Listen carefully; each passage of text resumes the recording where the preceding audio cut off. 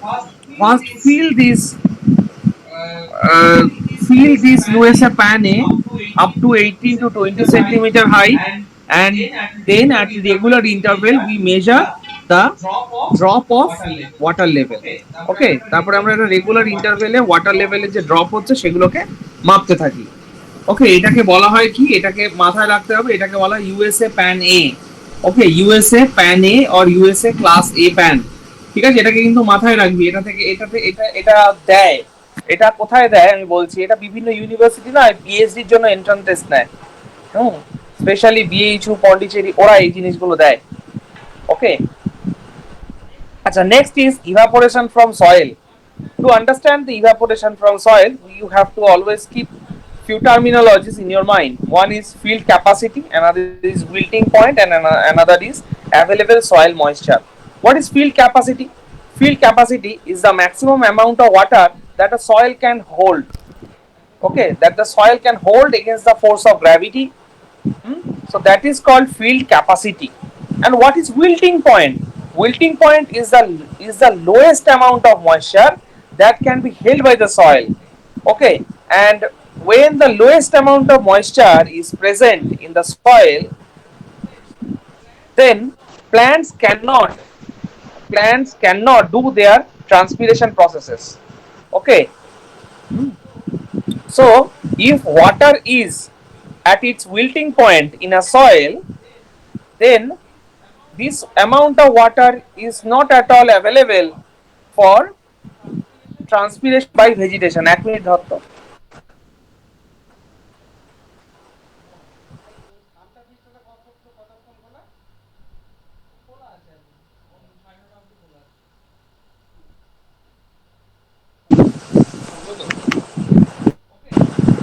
Okay, so that is wilting point. মানে wilting point যখন একটা সয়েল যখন তার উইল্টিং পয়েন্টে পৌঁছে যায় তখন সেই জলটা আর গাছপালা নিতে পারে না। ওকে, and the difference between the field capacity and the wilting point is actually define you the amount of water that is readily available for the vegetations. That is called available soil moisture. Okay, that is called available soil moisture. Okay, so we can measure the evaporation from soil surface uh, with the help of setup that is called lysimeter. Okay, lysimeter. Okay, lysimeter. লাইসিমিটারের সাহায্যে আমরা মাপি। তো লাইসিমিটার, what is লাইসিমিটার? লাইসিমিটার হচ্ছে আর একটা ধরনের setup where we take uh, a cylindrical shape funnel, sorry, a cylindrical shape uh, pan, and then we put a two-sided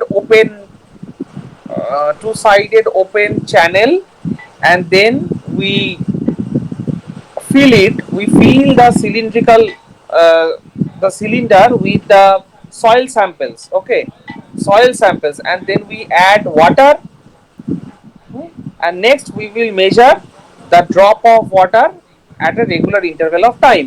মানে আমরা কি করব, একটা বিকার নেব, সেই বিকারের মধ্যে আমরা একটা দুমুখ খোলা একটা নল ঢুকিয়ে দেব, এবং তারপরে স্যাম্পল দিয়ে ওটাকে ভর্তি করে দেব এবং জল দেব, এবং তারপরে আমরা দেখব যে দুমুখ খোলা যে নলটার মধ্যে দিয়ে আমরা জল দিয়েছি সেখানে কি অ্যামাউন্টের চেঞ্জ হচ্ছে, ওয়াটারের চেঞ্জ হচ্ছে, সেটাকে বলা হবে হচ্ছে, মানে সেটা থেকে আমরা মেজার করতে পারবো যে কি ইভাপোরেশন হচ্ছে সেটা। Okay, now evaporation and transpirations from vegetation.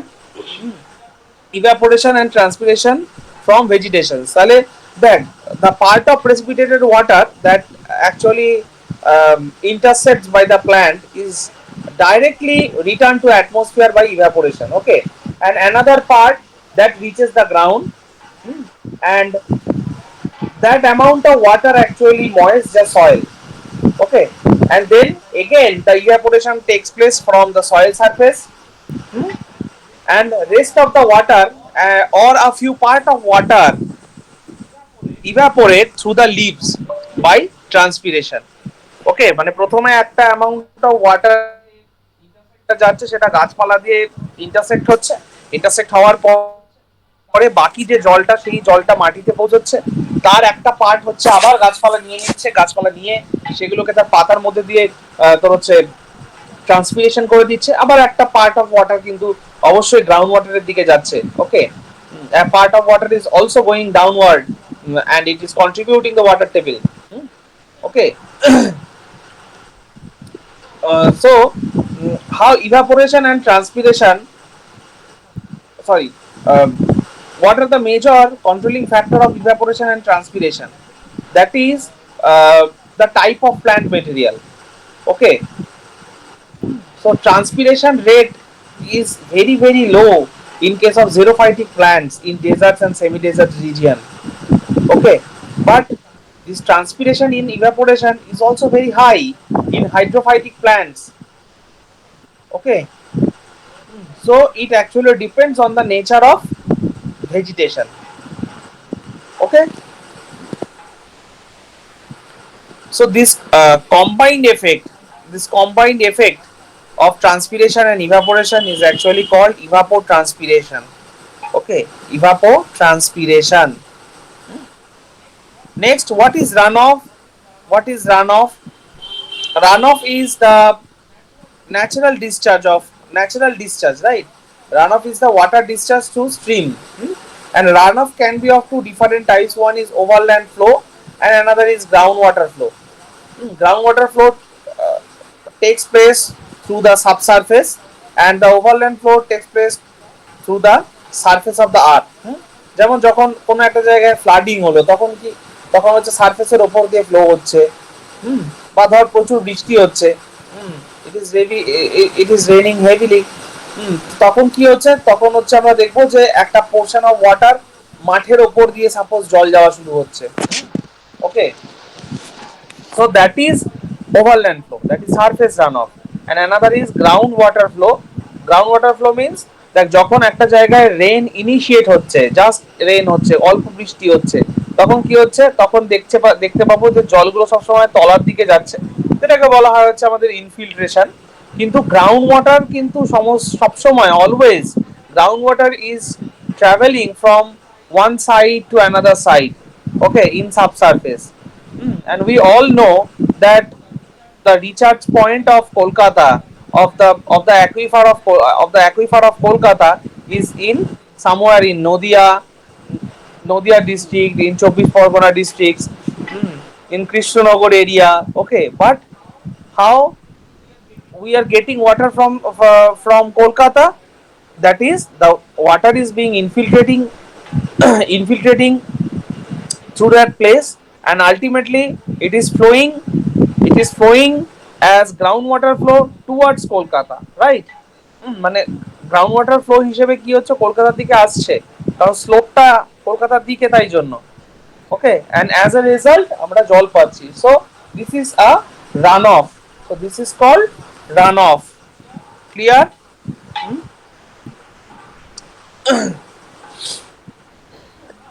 Now, streams can be of several types depending on how the river water and how groundwater is affecting each other. Okay, so what are the different types of streams? Influence streams. What is influence stream? Influence stream means the groundwater is actually high, sorry, the groundwater is actually low with respect to the water level in the river. Okay, so now the river is contributing water. In this situation, the river is contributing water to the groundwater, that is called influence stream। Okay, influence stream. Suppose এই যে এখন যেটা হচ্ছে বর্ষাকালে কি হবে না, নদীর জল যে লেভেলে থাকে তার থেকে বেশি লেভেলে চলে যাচ্ছে, থাকি না? তো গ্রাউন্ড ওয়াটার তলায় থাকছে কিন্তু নদীর জল ওপরের দিকে থাকছে, তাহলে কি হবে, নদীর জল এর থেকে গ্রাউন্ড ওয়াটারের দিকে আজ কন্টিনিউয়াসলি জলের ফ্লো হবে, সেটাকে বলা হবে ইনফ্লুয়েন্স স্ট্রিম। আচ্ছা, তারপরে হচ্ছে কি effluent stream. What is effluent stream? এই চুপ করবি তোরা। Effluent stream কি? What is effluent stream? Now, water table is high with respect to the water level of the stream.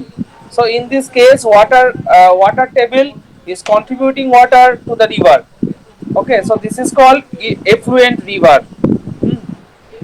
A river can behave in different ways in different time. Okay, so this is okay. Now, uh, what is insulated stream? Insulated stream is one where river bed is actually made up of some impermeable bed. So neither groundwater can contribute the river, nor the river can contribute the groundwater. Okay, so this type of river is called insulated stream. Clear?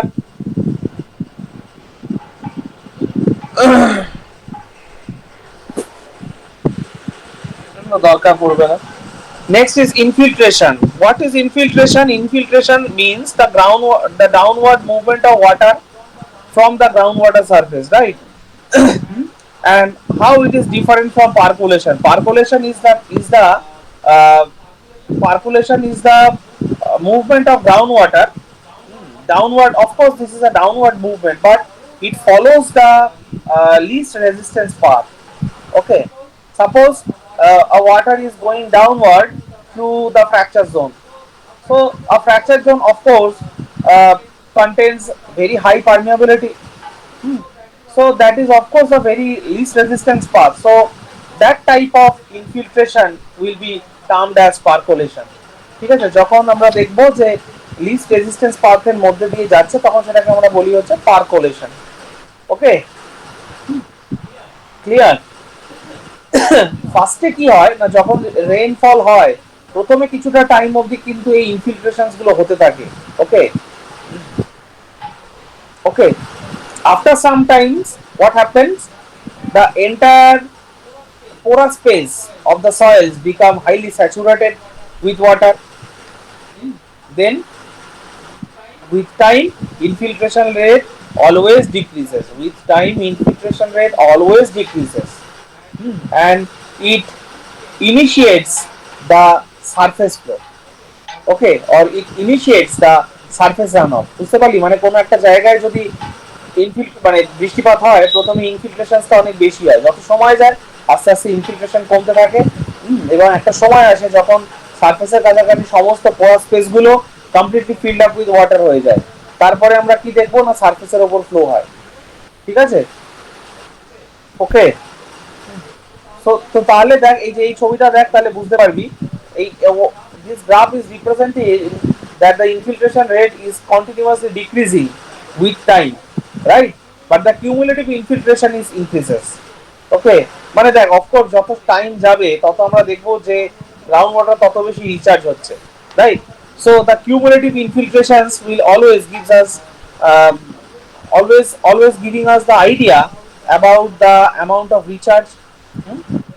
তাই না? The larger the value of cumulative infiltrations, the larger will be the recharge.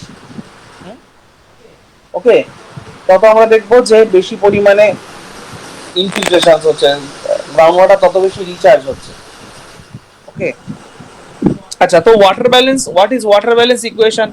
Water balance equation is the is simply the balance between the inflow and outflow of water, and also it is maintaining a constant value of reserve of water reserve. থাকি না, মানে প্রত্যেকটা মুহূর্তে এই যে inflow এবং outflow হচ্ছে এবং এবং যে একটা amount of water always store হয়ে আছে, এদের মধ্যে যে balance, that is called water balance equation.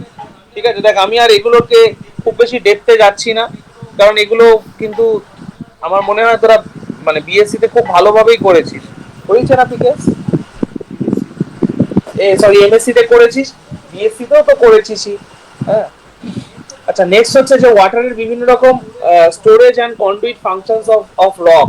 Okay, so what are the different properties of a rock? Number one is porosity.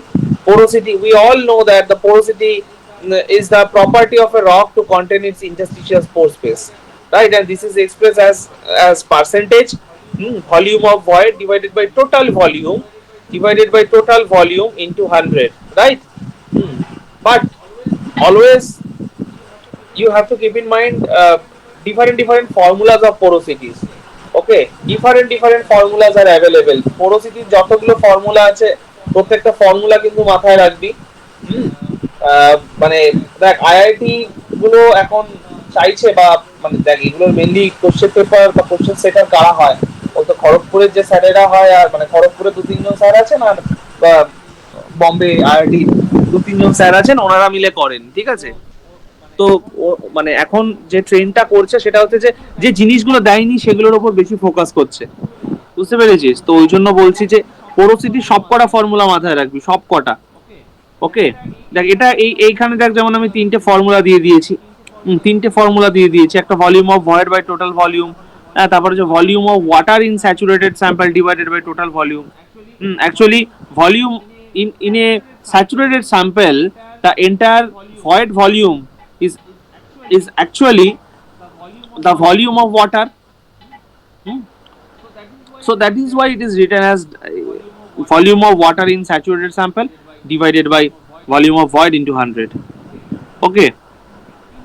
In another sense, we can say that total volume minus the volume of mineral grains, hmm, divided by entire volume. Okay. But all the formula will give you the same value. Hmm. Okay. Acha.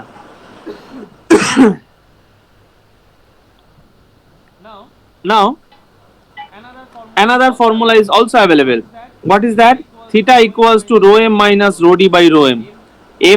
Rho m means mean grain density, rho d means apparent density of dry sample. Okay, into 100. Next, another value is also available. Look, this is also the value of porosity. So porosity, suppose uh, consider a cube, which consider a cube, and the entire cube is made up of spherical grains having diameter d. Okay, having diameter d, then the porosity of that sample will be theta equals to d cube minus 1 by 6 d cube. Okay, so porosity can be classified into different types. One is primary porosity and another is secondary porosity. Primary porosity means the porous space that has been created during the formation of the rock, and secondary porosity is the product of different type of deformation effects, dissolution effect also. Okay. যেমন ধর লাইমস্টোনের মধ্যে যেগুলো হয়, ধর সেখানে মানে karst topography is a example of secondary porosity, ঠিক আছে। ইগনিয়াস মেটামরফিক রকের মধ্যে যে সমস্ত জয়েন্টস গুলো হয়, all joints are secondary porosity. What is the importance of secondary porosity? Secondary porosity increases the permeability. Okay, increases the permeability. Okay, effective porosity increases the effective porosity. What is effective porosity? Effective porosity is the volume. Effective porosity actually indicates the volume of porous space that are being interconnected. Okay, so this type of porous space can form a network through a rock, and as a result fluid can transport from one end to other end of the rock. Okay. For a petroleum reservoir, for any hydrocarbon reservoir, the effective porosity must be very high, and almost everywhere hydrocarbons exploration hydrocarbon explorations can done from any type of fracture zone. Okay, যে কোনো জায়গাতেই, যে কোনো secondary fracture planes গুলো থেকে mainly hydrocarbon এক্সপ্লোরেশনস করা হয়। ওকে, normal একটা জায়গায় যেখানে প্রাইমারি পোরোসিটি আছে শুধুমাত্র, সেই সমস্ত জায়গা থেকে কেউ করে না। ওকে।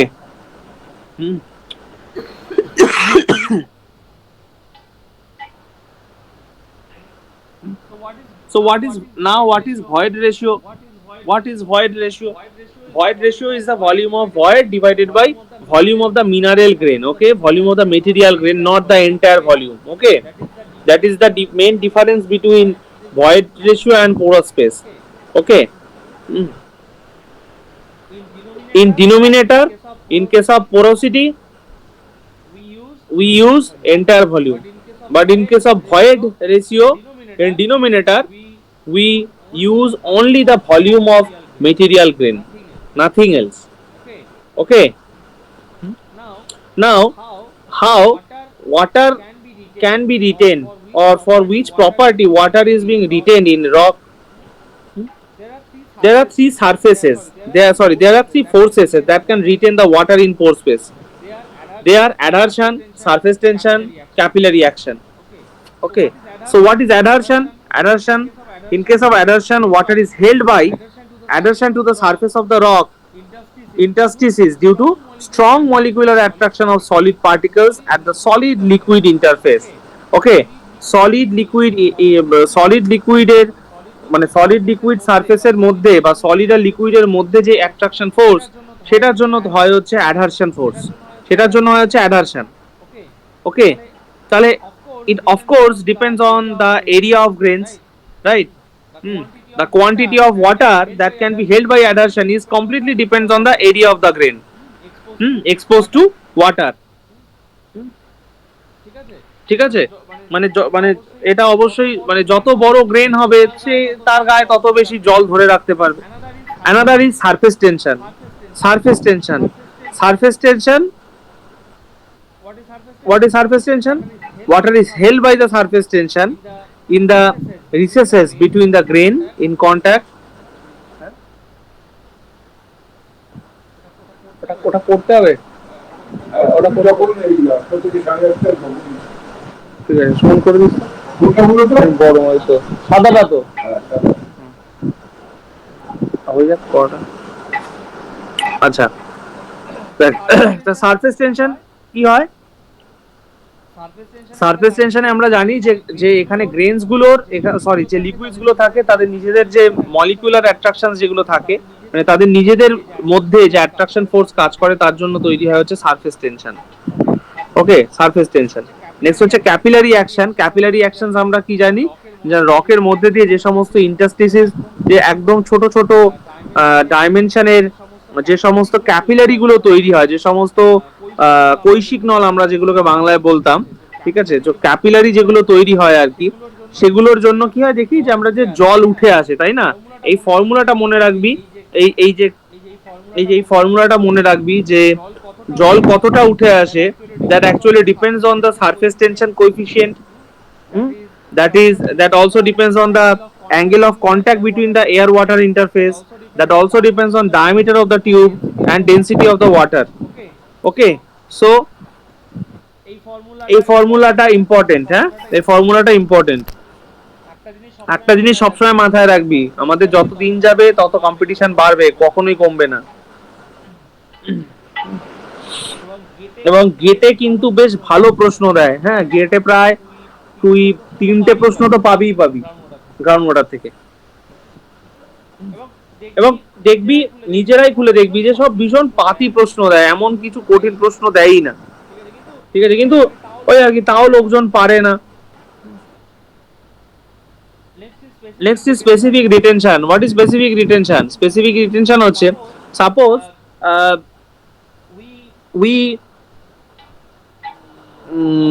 suppose we are taking a saturated rock.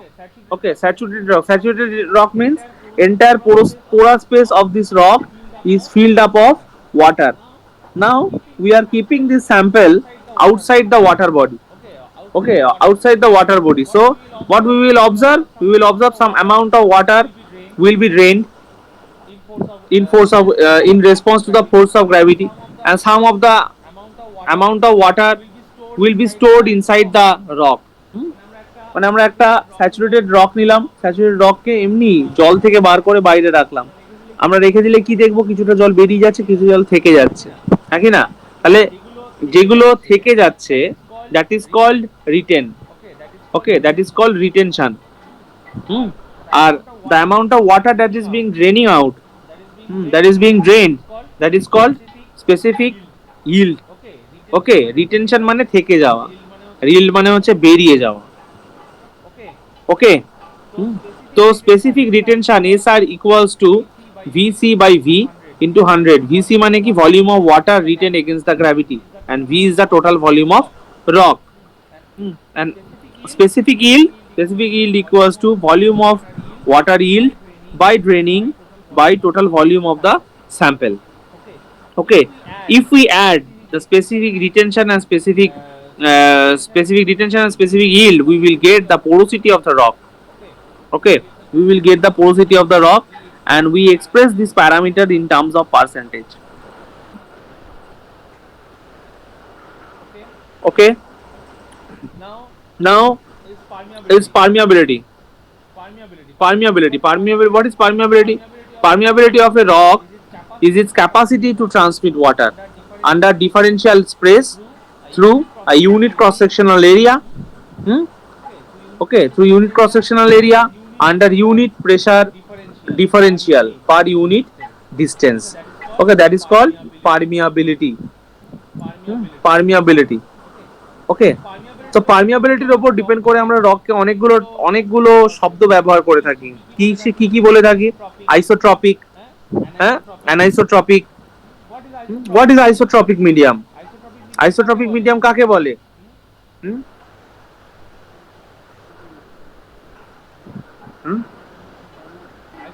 Isotropic medium কাকে বলে? যখন আমরা দেখি, আচ্ছা, ফার্স্ট অফ অল পারমিয়াবিলিটির ইউনিট হচ্ছে ডার্সি। ওকে, পারমিয়াবিলিটির ইউনিট হচ্ছে ডার্সি, এটা মাথায় থাকে যেন। ইউনিট থেকে প্রচুর প্রশ্ন হয়। ওকে, ইউনিট থেকে প্রচুর প্রশ্ন হয় ডার্সি।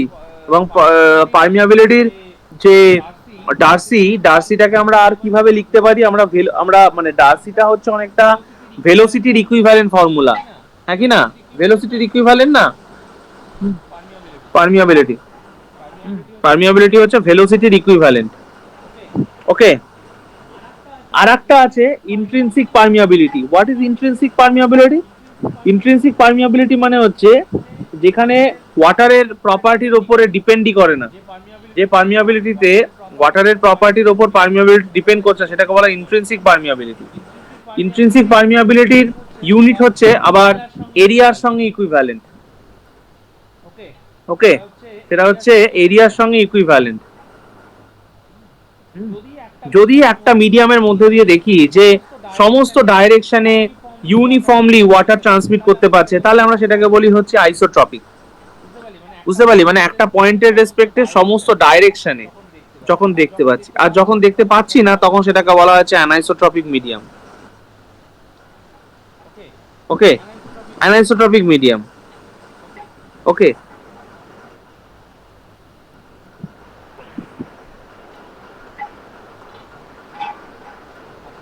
আচ্ছা, এবার এই হোমোজিনাস আর হেটেরোজেনাস, এটার মানে কি?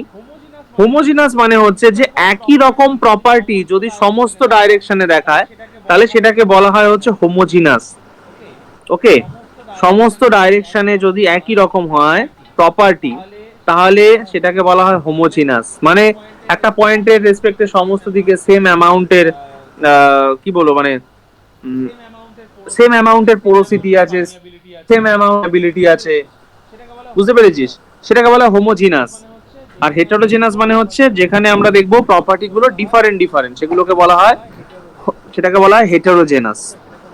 ওকে, সেটাকে বলা হয় হেটেরোজেনাস। দেখ, আইসোট্রপিক অ্যানাইসোট্রপিক, এটা একটা ভেবে দেখ।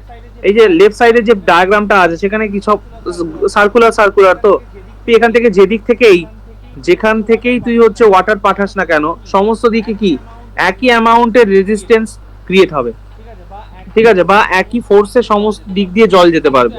কিন্তু অ্যানাইসোট্রপিক মিডিয়ামটার দিক দিয়ে পাঠা, এটা সাপোজ ওপর থেকে নিচের দিকে জল পাঠা, এত ইজিলি আসবে না, বেশি রেজিস্ট্যান্স পাবে। কিন্তু সাইড ওয়াইজ পাস করা অনেক কম রেজিস্ট্যান্স পাবে। ওকে, তাহলে এটা হচ্ছে অ্যানাইসোট্রপি এবং আইসোট্রপির মধ্যে ডিফারেন্স। ওকে, একটা মিডিয়ামের হয়তো দেখছি যে প্রত্যেকটা পয়েন্টে সেম ভ্যালুর তোর হচ্ছে পারমিয়াবিলিটি আছে প্রত্যেকটা পয়েন্টে। দেখ, আইসোট্রপি অ্যানাইসোট্রপি কি, এটা কিন্তু হচ্ছে মানে ডিরেকশনকে ডিফাইন করে অনেকটা, কিন্তু হোমোজিনাস হেটেরোজেনাসটা এটা অনেকটা না, প্রত্যেকটা পয়েন্টে কি সেটাকে ডিফাইন করে। আচ্ছা, এবার দেখ, এই যে হেটেরোজেনিটি যেগুলো হয়, হেটেরোজেনিটি অনেক রকমের হতে পারে। একটা ভার্টিক্যাল হেটেরোজেনিটি, আর একটা হচ্ছে ল্যাটেরাল বা হরাইজন্টাল হেটেরোজেনিটি। এবার কি কি ফ্যাক্টর হাইড্রোলিক কন্ডাক্টিভিটি কে কন্ট্রোল করে? হাইড্রোলিক কন্ডাক্টিভিটি মানে কিন্তু পারমিয়াবিলিটি। তাহলে পারমিয়াবিলিটির কি কি আমরা দিয়ে বলতে পারি হাইড্রোলিক কন্ডাক্টিভিটি? একে আমরা বলতে পারি হচ্ছে ভেলোসিটির ফর্মুলা দিয়ে এক্সপ্রেস করতে পারি, আবার একে আমরা ডার্সি দিয়েও আমরা ডিফাইন করতে পারি। ওকে, মেনলি প্রশ্নগুলো আসে কিন্তু সব দেখবি এই জায়গাগুলো থেকে। আচ্ছা, এবার হাইড্রোলিক কন্ডাক্টিভিটি কিসের উপর ডিপেন্ড করে? Size and shape of grain. ঠিক আছে, দেখ শুধু সাইজ এবং শুধু শেপ দুটো কখনোই কিন্তু পোরোসিটি বা পারমিয়াবিলিটিকে ডিফাইন করতে পারে না। সব সময়ের জন্য মাথায় রাখবি যে দুটোকে একসঙ্গে কনসিডার করতে হয়, সাইজ এবং শেপ। ওকে, তো void ratio of sedimentary rock, আচ্ছা change in property of pore water, বিভিন্ন রকমের স্ট্রাকচারাল প্যারামিটার্স ইত্যাদি ইত্যাদি, এগুলো অত ইম্পর্টেন্ট নয়। আচ্ছা, এই ফর্মুলাটা ভেরি ইম্পর্টেন্ট, এই ফর্মুলাটা ভেরি ইম্পর্টেন্ট। এই যে তোরা ধর বল ওই হিস্টোগ্রাম কার্ভ করেছিস, কিউমুলেটিভ ফ্রিকোয়েন্সি কার্ভ করেছিস তো সেডিমেন্টোলজিতে, হ্যাঁ কি না করেছিস তো? তো তোরা ওখানে কি এই যে কিউমুলেটিভ ফ্রিকোয়েন্সি গ্রাফে তোরা এই যে ফাই 10টা কখনো মাপিসনি? মানে তুই যদি ফাই 10টা বার করিস, that is actually the diameter of the 10th percentile grain, হ্যাঁ কি না? That is the diameter of the তোর 10th পার্সেন্টাইল গ্রেন, হ্যাঁ কি না? তো সেইটাকে যদি আমি এই ভ্যালুতে পুট করতে পারি যে D10, যদি আমি কিউমুলেটিভ ফ্রিকোয়েন্সি কার্ভ থেকে বার করে এখানে পুট করি, তাহলে সে আমার হাইড্রোলিক কন্ডাক্টিভিটিকে দিয়ে দেবে। ওকে, বুঝলি? এবার টি মানে কি? টি মানে হচ্ছে temperature in degree Celsius. Okay, C হচ্ছে একটা কনস্ট্যান্ট ভ্যালু, যেটা হচ্ছে ওটা মেটেরিয়ালের প্রপার্টির উপর ডিপেন্ড করে এই কনস্ট্যান্ট ভ্যালুটা ফিক্স করা হয়। ওকে, যেমন খুব ক্লিন স্যান্ড যদি হয় তাহলে সেটা সি এর ভ্যালু 1200 নেওয়া হয়। যদি আবার দেখা যায় যে ধর এই অ্যালুমিনিয়াম এবং আয়রন, এবং এই যে আয়রনের বিভিন্ন রকমের ফ্র্যাকচারের মধ্যে দিয়ে যাচ্ছে থাকছে, তো তখন সেটাকে ভ্যালুটা অনেক কম নেওয়া হয়। ঠিক আছে, এবার দেখ এই যে পারমিয়াম মিটার যেটা আছে, দু রকমের পারমিয়াম মিটার আমরা জানি, একটা কনস্ট্যান্ট হেড আর একটা হচ্ছে ফলিং হেড, তাই তো? কনস্ট্যান্ট হেড কখন আমরা ইউজ করি? যখন পারমিয়াবিলিটি খুব হাই বা মিডিয়াম এর কোনো একটা মিডিয়াম হয়। ঠিক আছে, মানে হাই টু মিডিয়াম পারমিয়াবিলিটির একটা মিডিয়ামের ক্ষেত্রে আমরা কনস্ট্যান্ট হেড ইউজ করি। আর ভ্যারিয়েবল হেড বা ফলিং হেড আমরা কখন ইউজ করি? যখন লো হাইড্রোলিক কন্ডাক্টিভিটির কোনো মিডিয়াম হয় তখন। ওকে, দুটো লিমিটেশন জানতে হবে। আচ্ছা, এবার কনস্ট্যান্ট হেড টাইপ যেটা আছে তার ক্ষেত্রে আমাদের ফর্মুলাটা অফকোর্স মনে রাখতে হবে, K equals to VL by AHT। এই যে এটা হচ্ছে কনস্ট্যান্ট হেড পারমিয়ামিটারের একটা সেটআপ। ওকে, H মানে কি? H মানে হচ্ছে যে কনস্ট্যান্ট ওয়াটার লেভেলটা মেনটেন করা হচ্ছে। স্মল এল মানে কি? স্মল এল মানে হচ্ছে এই যে স্যাম্পেল গুলোর আমরা পারমিয়াবিলিটি মাপছি, সেই স্যাম্পেল গুলোর মধ্যে যে স্পেসিং, সেই স্যাম্পেল গুলোর যে ডিস্ক নেওয়া হয়, আসলে প্লেট নেওয়া হয়, তাদের মধ্যে স্পেসিংটা হচ্ছে ক্যাপিটাল এল। ওকে, এবং এই স্পেসিং এর মাঝখানের এরিয়াটা হচ্ছে cross sectional area, which is represented as capital A। এবার এখানে দেখ, এটা হচ্ছে একটা কন্টেনার, যে কন্টেনারের মধ্যে V অ্যামাউন্ট অফ ওয়াটার বা V ভলিউম অফ ওয়াটার এখানে স্টোর হয়েছে at a time T। Okay, at a time T। Okay, তো তাহলে এগুলোকে একসঙ্গে করে K equals to VL by AHT। ঠিক আছে, নেক্সট হচ্ছে যে variable head type. Okay, in case of variable head type আমরা কোন ফর্মুলা ইউজ করি? আমরা এটা ইউজ করি K equals to L by T DT square by DL square ln H0 by H। Okay, আমরা এই ফর্মুলাটা ইউজ করি। দেখ, আমাদের ফর্মুলাটা মনে রাখলেই আমাদের কাজ চলে যাবে, বাকিরা কিছু দরকার পড়বে না। ঠিক আছে, এই যে এটা হচ্ছে ভ্যারিয়েবল হেড টাইপ। আচ্ছা, এবার গ্রাউন্ড ওয়াটারের যে এন্টায়ার ডিস্ট্রিবিউশনস গুলো আছে, এখানে কি করতে হয়? ভার্টিক্যাল ডিস্ট্রিবিউশনস অফ গ্রাউন্ড ওয়াটারের এই ছকটা পুরো মুখস্থ রাখতে হয়। ঠিক আছে, এবং এই যে soil water, intermediate vadose water, fringe water, এই প্রত্যেকটা লেভেলে কি মেকানিজমের মাধ্যমে জলগুলো এখানে ধরে রাখে, সেই জিনিসটা আমাদের জানতে হবে। ঠিক আছে, যেমন হচ্ছে ক্যাপিলারি ফ্রিঞ্জের ক্ষেত্রে এখানে ক্যাপিলারি অ্যাকশনের জন্য জলটা ওয়াটার টেবিল থেকে কিছুটা উপরের দিকে উঠে যায়। ঠিক আছে, এই জিনিসগুলোকে কিন্তু ভীষণ মাথায় রাখতে হবে। এখান থেকে প্রশ্ন আসে, ঠিক আছে, এখান থেকে বহুবার প্রশ্ন এসেছে, এই স্পেশালি হচ্ছে এই ভ্যাডোস ওয়াটারটা থেকে বেশি প্রশ্ন আসে, ঠিক আছে, ভ্যাডোস ওয়াটারটা থেকে সব থেকে বেশি প্রশ্ন আসে।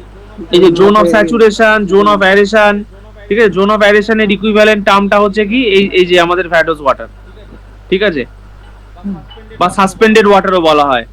হুম, বুঝতে পারলি? এবার এই যে পুরো জিনিসটা, এই যে ওয়াটার টেবিল বা গ্রাউন্ড ওয়াটার, পুরো জিনিসটাই কিন্তু রেস্ট্রিক্টেড থাকে কিসের মধ্যে?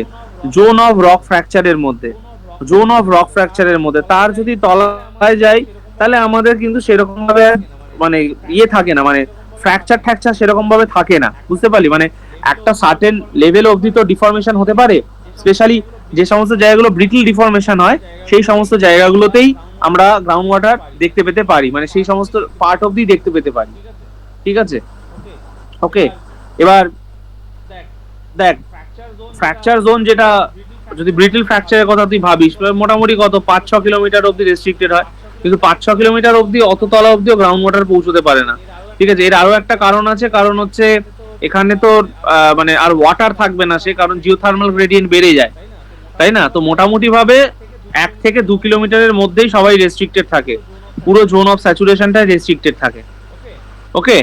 অনেক সময় 1 কিলোমিটারও যায় না, ওটা আমি অনেক বেশি ভেবে ফেলছি, কিন্তু বেশি টেম্পারেচারে পৌঁছে গেলে হবে না, 5 কিলোমিটার তলায় চলে গেলে 120 হয়ে গেল, তাই 120 ডিগ্রি সেলসিয়াস, 25 ডিগ্রি সেলসিয়াস, তাই না? সেটা খুব চাপের হয়ে যায়। আচ্ছা, তো তাহলে এই জিনিসগুলো পড়বি, এই যে বেল্ট অফ, এই যে এগুলো বেল্ট অফ সয়েল ওয়াটার, ঠিক আছে, ইন্টারমিডিয়েট বেল্ট, এইগুলো পড়বি, কিন্তু সব পড়বি, ঠিক আছে, যেগুলো পড়বি। আচ্ছা, এবার হচ্ছে যে 5 ওয়াটার টেবিল কাকে বলে? 5 ওয়াটার টেবিল হচ্ছে মেইনলি ওয়াটার টেবিলের ওপরেও আমরা দেখছি একটা অ্যাকুইফার আছে, যে অ্যাকুইফারটাকে বলা হয় 5 ওয়াটার টেবিল, এবং এরা হচ্ছে ভীষণ টেম্পোরারি ওয়াটার টেবিল, ওকে। 5 ওয়াটার টেবিল যেখানে থাকে সেখানে কিন্তু মেন ওয়াটার টেবিলে রিচার্জ হয় না বলতে পারিস, কারণ 5 ওয়াটার টেবিল যেখানে থাকে তার তলায় যে ওয়াটার টেবিলটা থাকে সেখানে কখনোই ইনফিল্ট্রেশন, মানে ইনফিল্ট্রেশন গুলো পৌঁছতে পারে না, ঠিক আছে। বাকি জায়গাগুলোতে সব ইনফিল্ট্রেশনস হয়, এবং ইনফিল্ট্রেশনস গুলো কার মধ্যে হয়? জোন অফ অ্যারেশনের মধ্যে দিয়ে হয়, ওকে। এবং ওয়াটার কোথায় স্টোর থাকে? অ্যাকুইফারের মধ্যে, ঠিক আছে, ওয়াটার কোথায় স্টোর থাকে? অ্যাকুইফারের মধ্যে। আচ্ছা, এবার হচ্ছে ডিফারেন্ট টাইপস অফ অ্যাকুইফারের মধ্যে চলে আসি। দেখ, ডিফারেন্ট টাইপস অফ অ্যাকুইফারের মধ্যে যদি আসি তাহলে আমরা মেইনলি দুটো ভাগে ভাগ করি অ্যাকুইফারকে। একটা বলি হচ্ছে যে কনফাইন্ড অ্যাকুইফার, আর একটাকে বলি unconfined aquifer. What is confined aquifer? Confined aquifer, এই কনফাইন্ড শব্দটার মানে হচ্ছে যে কনফাইনিং বাই টু সারফেস, ঠিক আছে, টু রিলেটিভলি ইম্পারমিয়েবল সারফেস, অর্থাৎ কনফাইন্ড অ্যাকুইফার হচ্ছে ওপরে এবং নিচে রেস্ট্রিক্টেড থাকে বাই ইম্পারমিয়েবল রক দিয়ে, ঠিক আছে, বাই ইম্পারমিয়েবল রক। তো এই কনফাইন্ড অ্যাকুইফারে কিন্তু জেনে রাখবি যে রিচার্জ এরিয়া কিন্তু খুব ছোট হয়, কনফাইন্ড অ্যাকুইফারে কখনো বিরাট রিচার্জ এরিয়া হয় না। আর আনকনফাইন্ড অ্যাকুইফার হচ্ছে এই যেটা আমরা ওয়াটার টেবিল বলে থাকি, ওয়াটার টেবিলের তলা থেকে পুরোটাই হচ্ছে আমাদের কনফাইন্ড, আমাদের আনকনফাইন্ড অ্যাকুইফার, ওকে। এবং কনফাইন্ড অ্যাকুইফারে কি হয়? প্রচুর পরিমাণে ওয়াটার প্রেসার থাকে, বুঝতে পারলি? প্রচুর পরিমাণে ওয়াটার প্রেসার থাকে, তার জন্য জল অনেক বেশি ওপরে উঠে আসতে পারে। যত ডিপার পার্ট অফ কনফাইন্ড অ্যাকুইফারে পৌঁছতে পারবো তত দেখবো যে ওপরের দিকে তত বেশি জল উঠে আসার চান্সেস, ওকে, কারণ তত বেশি ওয়াটার প্রেসার থাকে, ঠিক আছে। এবং আমরা যে সমস্ত ফ্লোয়িং আর্টিসিয়ান ওয়েল খুঁজে পাই সেগুলো সবই হচ্ছে কনফাইন্ড অ্যাকুইফারের মধ্যে। এবং কনফাইন্ড অ্যাকুইফারের মধ্যে ওয়াটার যতটা অবধি আপলিফটেড হতে পারে সেটাকে কি বলি আমরা? পিজোমেট্রিক লেভেল, ঠিক আছে, পিজোমেট্রিক লেভেল। এবং পিজোমেট্রিক লেভেলে এখানে যে ওয়াটার প্রেসার থাকে সেটা কি অ্যাটমসফেরিক প্রেসারের থেকে কিন্তু ওয়াটার প্রেসার অনেক বেশি হয়, তার জন্যই জলটা উপরের দিকে উঠে আসতে পারে। আর গ্রাউন্ড ওয়াটার টেবিলের যে ওয়াটার লেভেল সেখানে কিন্তু অ্যাটমসফেরিক ওয়াটারের অ্যাটমসফেরিক প্রেসারের ইকুইভ্যালেন্ট প্রেসার আমরা এক্সপেক্ট করি, ঠিক আছে। ওয়াটার টেবিলে দেখ, এখানে ওয়াটার টেবিল হয়েছে, হ্যাঁ, ওয়াটার টেবিলের মধ্যে মানে আনকনফাইন্ড অ্যাকুইফারের মধ্যে জল, আমরা একটা ওয়েল করেছি, সেখানে দেখ ওয়াটার টেবিল অবধি জল উঠেছে, কিন্তু এখানে যখন কনফাইন্ড অ্যাকুইফারে করেছি দেখ ওয়াটার টেবিলের থেকে অনেক উপর অবধি জল উঠতে পেরেছে, কারণ এখানে কি, কারণ এখানে হচ্ছে একটা প্রেসার কাজ করছে, ঠিক আছে। ওকে। দেখ এইখানে কিন্তু এটা এখানে কি হলো, এইখানে কিন্তু এটা পিজমে, এটা দেখ, এটা কিন্তু নন ফ্লোয়িং আর্টেসিয়ান ওয়েল হলো। কেন কেন এটা হলো? কারণ এখানে সারফেস এলিভেশনটা অনেক অনেক অনেক ওপরে, তাই জন্য। কিন্তু এখানে কি হচ্ছে, এখানে সারফেস এলিভেশনটা রিলেটিভলি নিচে। তুই বুঝতে পারলি? হুম। মানে পিজোমেট্রিক লেভেল যেখানে নিচে থাকছে, আর সারফেস যেখানে ওপরে যদি থাকে, তাহলে সেই জায়গায় নন ফ্লোয়িং আর্টেসিয়ান ওয়েল। হুম। আর একটা হচ্ছে যে ফ্লোয়িং আর্টেসিয়ান ওয়েল কোথায় পাবো, যেখানে হচ্ছে দেখবো যে সারফেস তলায় আছে এবং পিজোমেট্রিক লেভেলটা উপরে আছে, সেই জায়গায় ফ্লোয়িং আর্টেসিয়ান ওয়েল পাবো আমরা। ওকে, ক্লিয়ার? এবার হচ্ছে যে লিকি অ্যাকুইফার। লিকি অ্যাকুইফার কাকে বলা হয়? সাপোজ, আচ্ছা, অ্যাকুইফারের আগে যে বিভিন্ন টার্মিনোলজিস গুলো আছে সেগুলো একটু বলে নিই। এটাও একটা নোটস আছে, দিয়ে দেবো, সব দিয়ে দেবো, ঠিক আছে? যত বেশি পড়বি তত ভালো হবে আর কি। দাঁড়া এক সেকেন্ড, তোর লাগবে? ঠিক আছে, পাঠিয়ে দেবো। এক সেকেন্ড দাঁড়া।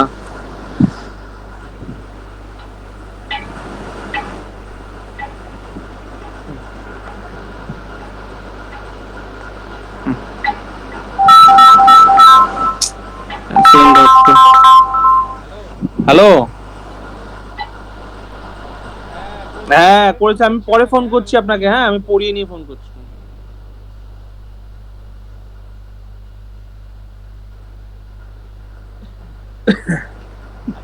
আচ্ছা দেখ, এই যে ডিফারেন্ট টার্মিনোলজিস যেগুলো ইউজ করি আমরা, অ্যাকুইফার, অ্যাকুইফিউজ। অ্যাকুইফার মানে কি? যার মধ্যে ওয়াটার স্টোর হতে পারে এবং ওয়াটার ডিস্ট্রিবিউটও হতে পারে, মানে পোরোসিটি পারমিয়াবিলিটি দুটোই হাই, সেটাকে বলা অ্যাকুইফার।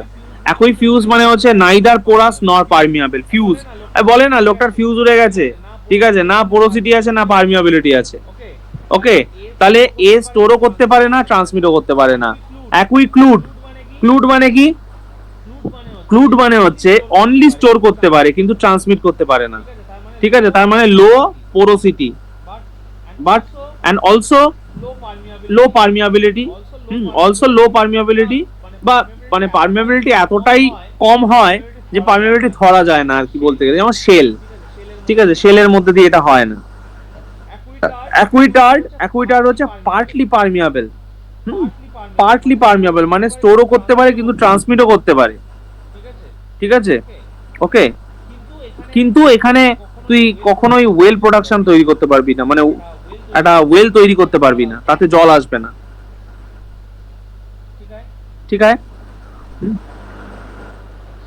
আচ্ছা,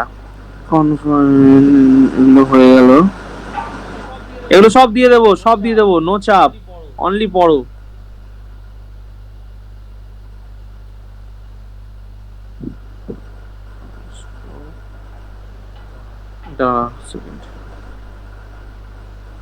পাঁচ তো বলে দিয়েছি। আচ্ছা, অনেক সময় আমাদের এই কনফাইন্ড অ্যাকুইফারটাকে অনেক সময় অনেকে বলে যে হচ্ছে তোর আর্টেসিয়ান অ্যাকুইফারও বলে থাকে, ঠিক আছে? অনেক সময় বলে যে আর্টেসিয়ান অ্যাকুইফার, ঠিক আছে? আচ্ছা, এবার হচ্ছে লিকি অ্যাকুইফার। লিকি অ্যাকুইফার কাকে বলে দেখ, লিকি অ্যাকুইফার হচ্ছে এখানে ধর একটা অ্যাকুইফার আছে, ঠিক আছে? এখানে একটা অ্যাকুইফার দেখতে পাচ্ছি। এবার সেই অ্যাকুইফারের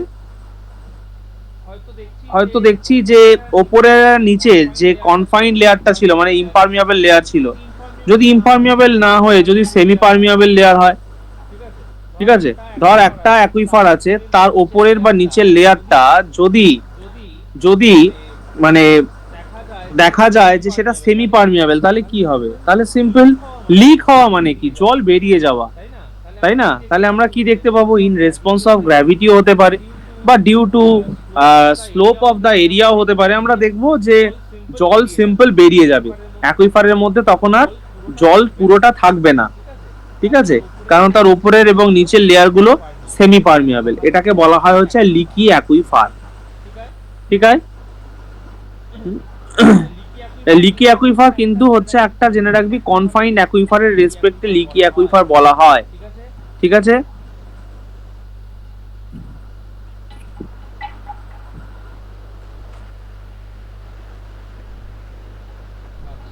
আচ্ছা,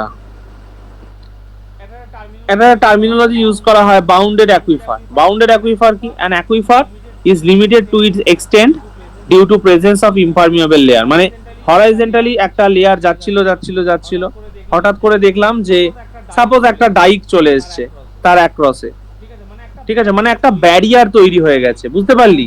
তার জন্য কি হচ্ছে, তার জন্য সে আর আর অ্যাকুইফার থাকতে পারবে না, ঠিক আছে, মানে মানে সরি, সেই অ্যাকুইফারটা কন্টিনিউ হতে পারবে না। মানে এটা হচ্ছে লিমিটেড এক্সটেন্ড আছে, এর লিমিটেড এক্সটেন্ড, ঠিক আছে, সেটাকে বলা হবে হচ্ছে বাউন্ডেড অ্যাকুইফার। কোস্টাল অ্যাকুইফার মানে হচ্ছে আমরা জানি যে কোস্টাল এরিয়াতে যেটা হয় আর কি। এবং কোস্টাল অ্যাকুইফারের সমস্যা কি আশা করি সকলেই জানে। কোস্টাল অ্যাকুইফার সেটা হচ্ছে ওয়াটার কন্টামিনেট হয়ে যায়। আচ্ছা আমি বলবো, ওখানে চাপ নেই, বলবো।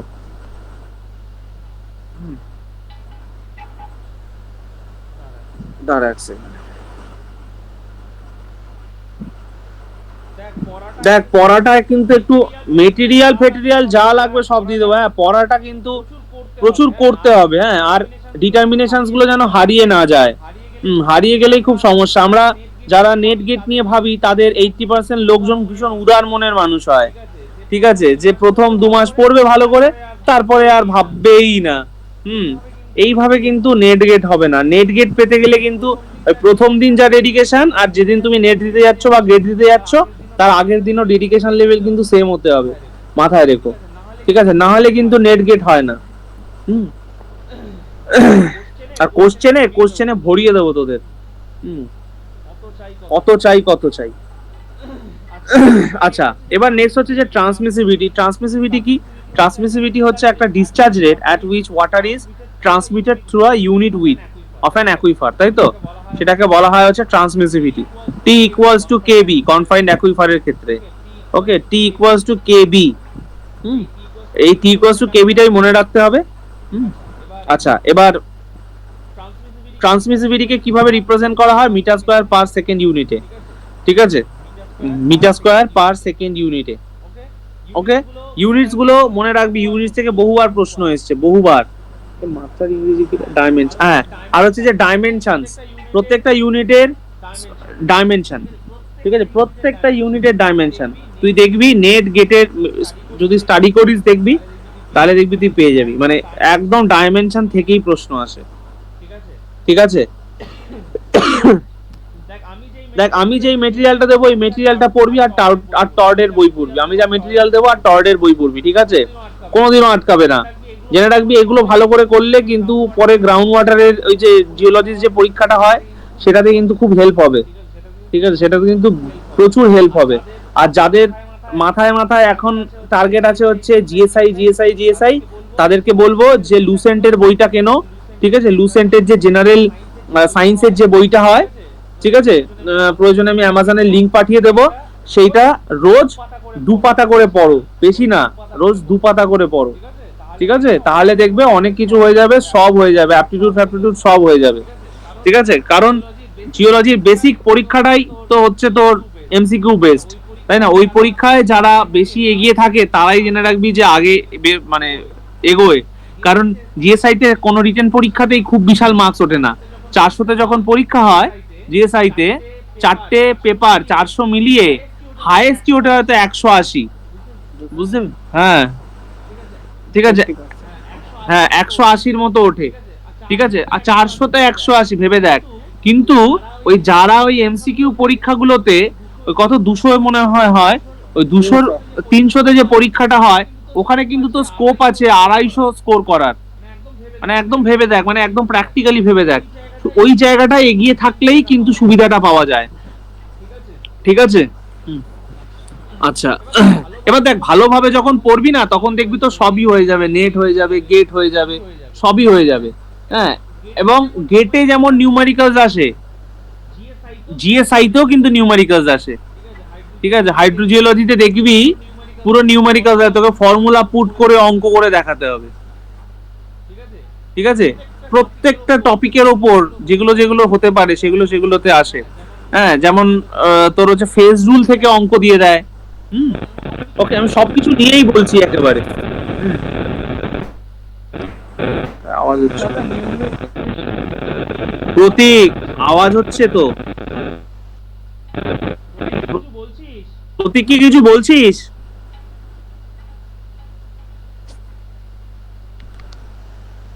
আচ্ছা কিছু বলছি। আচ্ছা নেক্সট হচ্ছে যে দেখ, এই যে ডিফারেন্ট টাইপস অফ যে স্প্রিংস গুলো থাকে, ঠিক আছে, স্প্রিংস যেগুলো থাকে, দেখ স্প্রিং এর, স্প্রিং কি বেসিক্যালি, স্প্রিং কখন তৈরি হয়, যখন আমরা দেখি যে ওয়াটার টেবিল সারফেস কে কাট করছে, একটা সারফেসের স্লোপ কে কাট করছে, তখন তৈরি হয় হচ্ছে স্প্রিং, ঠিক আছে। বা যেখানে টোপোগ্রাফিক সারফেস, বা আমরা এগুলোকে কি বলি, ন্যাচারাল ডিসচার্জ এরিয়া, ঠিক আছে, natural discharge area. Natural discharge area কখন হয়, যখন আমরা দেখি যে আম, তোর হচ্ছে ওয়াটার টেবিলের হাইট অনেক উঁচুতে আছে, ওয়াটার টেবিলের হাইট অনেক উঁচুতে আছে with respect to its elevation, it's topography, সেই জায়গায় আমরা দেখি যে স্প্রিং তৈরি হয়। এবার স্প্রিং বিভিন্ন ধরনের হতে পারে, ঠিক আছে, যেমন ডিপ্রেশন স্প্রিং, কন্ট্যাক্ট স্প্রিং। হুম, ডিপ্রেশন স্প্রিং মানে কি, যেখানে গ্রাউন্ড সারফেস হচ্ছে আমার ওয়াটার টেবিলকে কাট করছে। কন্ট্যাক্ট স্প্রিং মানে হচ্ছে কোনো একটা স্পেসিফিক হয়তো আহ, এই যে যেমন এখানে দেখ, কন্ট্যাক্ট স্প্রিং এ দেখ, এটা হচ্ছে কন্ট্যাক্ট স্প্রিং, ওয়াটার টেবিল দেখ একটা পারমিয়াবল লেয়ারকে কাট করছে যখন, তখন সেটা হচ্ছে কন্ট্যাক্ট স্প্রিং, ঠিক আছে। ডিপ্রেশন স্প্রিং হচ্ছে দেখ এখানে জাস্ট একটা স্লোপকে জাস্ট কাট করেছে, সেই জায়গাতে হবে স্প্রিং। এবার দেখ ফ্র্যাকচার আর্টেসিয়ান স্প্রিং, এখানে কি, এখানে দেখ এই যে এই যে পারভিয়াস লেয়ারটা আছে, এই পারভিয়াস লেয়ারের মধ্যে ওয়াটার আছে, এখানে ধর রেইনফল হলো, তাহলে এখান দিয়ে কি হবে, জল যাবে, জল যাবে, জল যাবে। তারপরে এখানে আমরা দেখছি যে একটা হচ্ছে ওয়ে আউট আছে, তাহলে এখানে কি হবে, ফ্র্যাকচার জোন আছে, এখান থেকে জল বেরিয়ে আসবে, তাহলে এটা হচ্ছে fracture artesian spring. Solution tabular spring, এটা আমরা কোথায় দেখি, এটা মেইনলি কাস্ট টোপোগ্রাফিক ল্যান্ডফর্মসে আমরা দেখতে পাই, ঠিক আছে। Okay, karst topography landform, ground water related যে সমস্ত তোর ফিচার্স গুলো আছে, মানে যে জিওমরফোলজিক্যাল ফিচার্স গুলো আছে, সেগুলো মেইনলি হচ্ছে কিন্তু কাস্ট টোপোগ্রাফিক ল্যান্ডফর্ম, ঠিক আছে, স্ট্যালাকটাইট, স্ট্যালাকমাইট, কলাম, ঠিক আছে। ওকে, আচ্ছা নেক্সট হচ্ছে যে গ্রাউন্ড ওয়াটারের ফ্লো, ঠিক আছে, দেখ গ্রাউন্ড ওয়াটারের ফ্লো এর মধ্যে বলতে গেলে এই যে পিজোমেট্রিক হেড, পিজোমেট্রিক হেড কি জানি, যে পিজোমেট্রিক হেড হচ্ছে that is equals to elevation head and হচ্ছে প্রেসার হেড, মানে এই যে বললাম যে কনফাইন্ড অ্যাকুইফারের মধ্যে জল উঠে আসছে due to pressure, that is pressure head, ওটা হচ্ছে আমার প্রেসার হেড। আর নর্মালি জল যতটা উঠে আসতে পারে সেটা হচ্ছে তার এলিভেশন হেড। ওকে,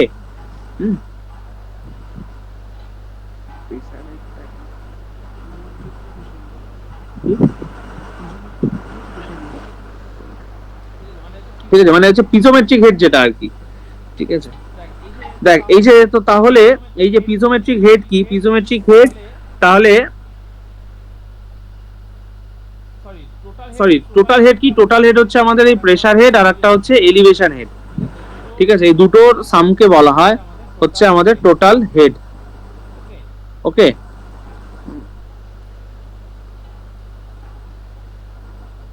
আচ্ছা, এই ফর্মুলা থেকে এখনো অবধি কোনো প্রশ্ন আসেনি, ঠিক আছে, এই ফর্মুলাটা থেকে এখনো অবধি কোনো প্রশ্ন আসেনি, কিন্তু বলবো যে সবাইকে রেডি থাকতে আর কি।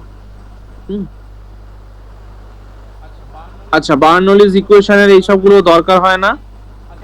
আচ্ছা জাস্ট এই জায়গাটা মনে রাখবি, H equals to V square by two G, ঠিক আছে, H equals to V square by two G, মানে হচ্ছে ধর বললো যে একটা জায়গায় আর্টেসি, ধর এই জায়গাটায় হয়তো বললো যে একটা আর্টেসিয়ান ওয়েল মানে উঠে আসছে, ঠিক আছে, মানে সে কতটা জল উঠে আসবে, এত ভেলোসিটিতে বেরোচ্ছে, ঠিক আছে, সেই ওপেনিং থেকে কতটা হাই, মানে কতটা এলিভেশন অবধি জল উঠে আসতে পারে, তখন H equals to V square by two G, ঠিক আছে। ওকে, দেখ একটা সত্যি কথা বলবো, সেটা হচ্ছে যে খড়গপুরে মানে আইআইটি খড়গপুরের আর কি যে শৈবাল গুপ্ত আছেন না, উনি তো মেনলি হচ্ছে কোশ্চেন সেট আপ কমিটিতে আছেন, ঠিক আছে, তো ওনার সিম্পল বক্তব্য হচ্ছে, মানে উনি কোশ্চেন সেট করেন আর কি, ঠিক আছে, মানে এন্টায়ার যে শেষ যে 100টা, সরি শেষ যে 60খানা কোশ্চেন হয়, সেটাতে হচ্ছে সেটা উনি সিলেক্ট করেন ওই কোশ্চেন গুলো। তো ওই কমিটিতে, মানে ওই কমিটিতে 4জন আছে, তার মধ্যে শৈবাল গুপ্তা একজন। তো ওনার বক্তব্য, মানে আমি আমার স্টুডেন্টদের থ্রুতে যেটুকুনি জানতে পারি আর কি, যে ওনার বক্তব্য হচ্ছে যে এমন কিছু ফর্মুলা ইউজ করে জিওলজিতে অঙ্ক ফঙ্ক দেব, মানে দেওয়া উচিত, যেগুলো হচ্ছে একদম বেসিক সায়েন্সের পার্ট, তাতে স্টুডেন্টরা, মানে যাদের মানে মেমোরি আর কি খুব ভালো, যারা বেসিক সায়েন্সে খুব স্ট্রং, তারা ওই অঙ্কগুলো পারবে। ঠিক আছে, ওই জন্য দেখবি এখন নেট গেটে অনেক কোশ্চেন আছে যেগুলো হচ্ছে ক্লাস 12 এর ফিজিক্স এর ফর্মুলা ইউজ করে হয়। মানে আমি একদম ভুল কাপ্পে দিচ্ছি না, মানে আমার স্টুডেন্ট আমাকে বলেছে। আচ্ছা, তারপর হচ্ছে দেখ এই যে ডার্সিস ল, ঠিক আছে, ডার্সিস ল। আচ্ছা, ডার্সিস ল এর কেসটা কি?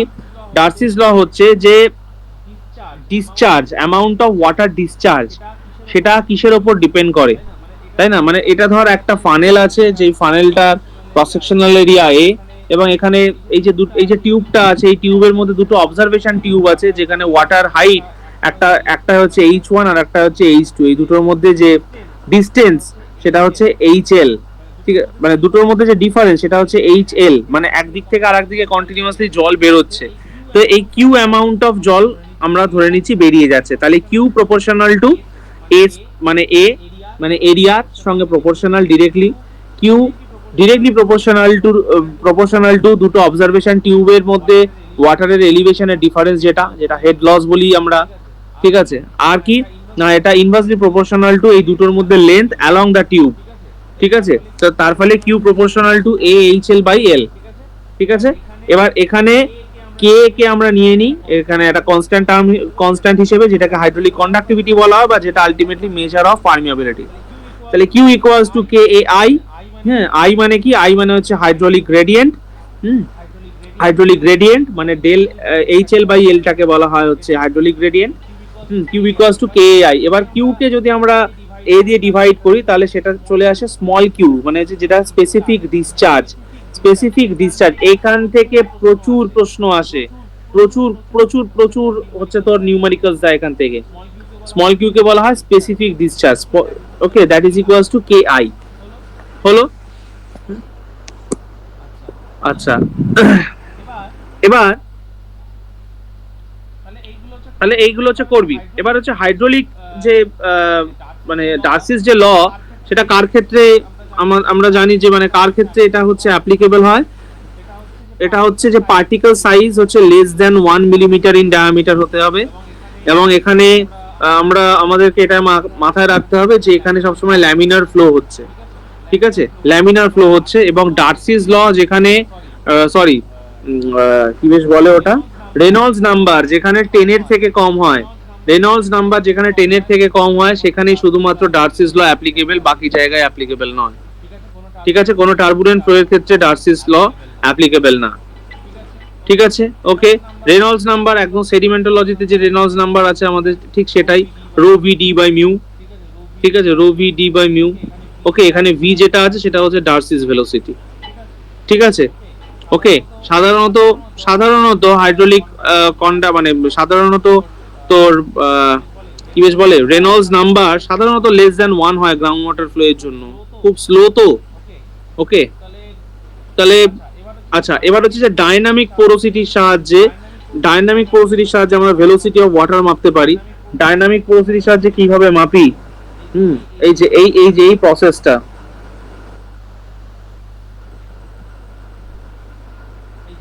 এই যে velocity equals to K I, মানে specific discharge by dynamic porosity. Specific discharge by dynamic porosity equals to velocity, ঠিক আছে, এটা মাথায় রাখবি। কেমন?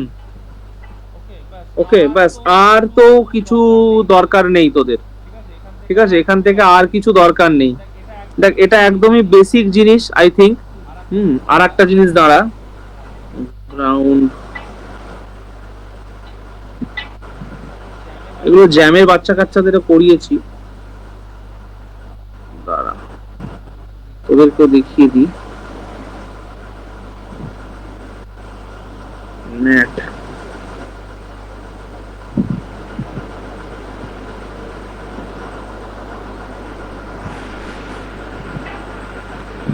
আমি এটা দিয়ে দেব, ঠিক আছে, এটা দিয়ে দেব। এখানে প্রচুর নিউমেরিক্যালস করা আছে, প্লাস আরো নিউমেরিক্যালস দেব, উইথ সলভই আছে, কোনো চাপ হবে না।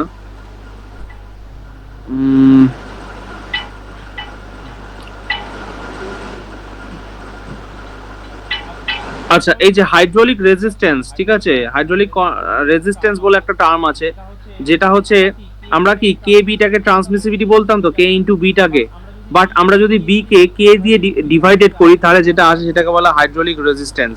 ঠিক আছে, ফট করে একটা অঙ্ক দিয়ে দিল হাইড্রোলিক রেজিস্ট্যান্স কত বার করো, ব্যাস তাহলেই সব শেষ, খতম। আচ্ছা,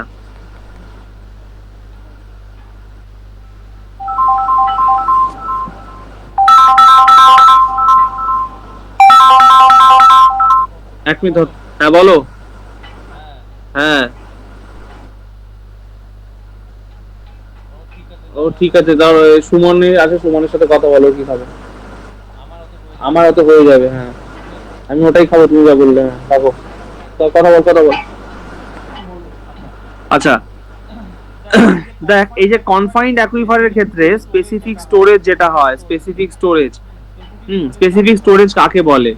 স্পেসিফিক স্টোরেজ হচ্ছে volume of water released per unit volume from storage under the unit decline in head.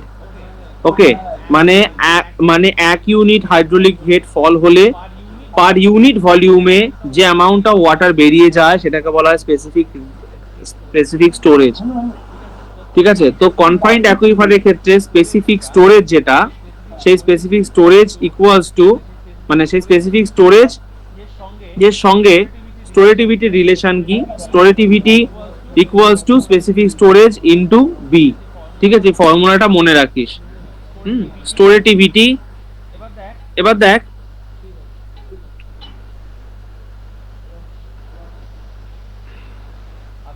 আচ্ছা এইটা থেকেও দেয়, এই যে এইটা থেকে যে স্টোরেটিভিটি, এই যে স্টোরেটিভিটি, এরিয়া আর হেড লস, এই তিনটেকে যদি আমরা মাল্টিপ্লাই করি তাহলে আমরা ডিটারমাইন করতে পারি যে কি ভলিউম অফ ওয়াটার আমাদের ড্রেনড আউট হয়ে গেল একটা ফরমেশন থেকে, বা কি অ্যামাউন্ট অফ অ্যাড হলো, অ্যাডটাও কিন্তু ডিফাইন করা যায়। ঠিক আছে, আচ্ছা এইগুলো আসে এই যে for an unconfined aquifer storativity or storage coefficient equals to S, মানে storativity equals to specific yield S equals to S Y. ঠিক আছে, এগুলো লোকজনের প্রচুর গুলিয়ে পুরো চচ্চড়ি করে আসে। ঠিক আছে, কনফাইন্ড অ্যাকুইফারের ক্ষেত্রে দেখ স্পেসিফিক স্টোরেজ ক্যালকুলেশনের আরো একটা ফর্মুলা আছে, that is equals to rho W G into alpha plus N B. এখান থেকেও প্রশ্ন এসেছে। ঠিক আছে, জ্যামের লেভেলে দিয়ে দিয়েছে, সুতরাং তোদের কনসার্ন না দিয়ে থাকতে পারে, তোদেরও দিতে পারে। ঠিক আছে, specific storage equals to density of water into gravity multiplied by compressibility of aquifer plus porosity into compressibility of water. ঠিক আছে, আমার এখানে কোশ্চেন দেওয়া আছে। ইন্ট্রিনসিক পারমিয়াবিলিটি, এই যে ইন্ট্রিনসিক পারমিয়াবিলিটি যেটা বলছিলাম, যে ইন্ট্রিনসিক পারমিয়াবিলিটি হচ্ছে এমন একটা জিনিস যেটা হচ্ছে independent of the fluid properties. ঠিক আছে, এটা হচ্ছে এমন একটা প্রপার্টি যেটা হচ্ছে independent of the fluid property. ওকে,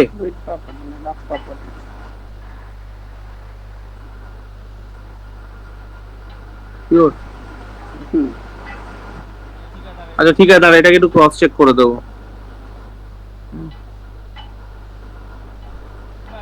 ব্যাস এই তোর মোটামুটি বেসিকের থেকে আছে, এখানে প্রচুর অঙ্কও আছে।